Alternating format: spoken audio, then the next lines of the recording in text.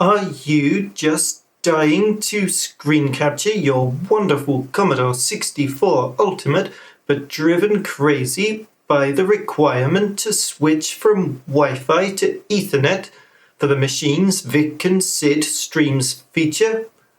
Not having Ethernet all around the cottage, I was a little down in the dumps about that too.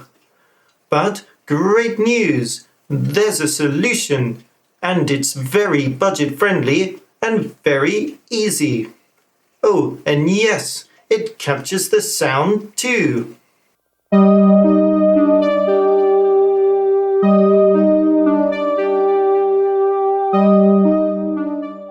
Hello, a very warm welcome.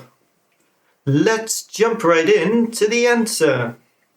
All I really needed to do was buy this one sub £15/$20 product, plug it in between my C64 Ultimate and a USB Type A or C input on my usual computer, and quickly set up a basic configuration known as a scene in the free software app OBS. With this approach, you don't even need the OBS plugin that's specifically tailored for C64 Ultimate Capture over Ethernet. A completely vanilla out-of-the-box OBS installation works great. I'll show you the process now. I don't think it took me more than a couple of minutes.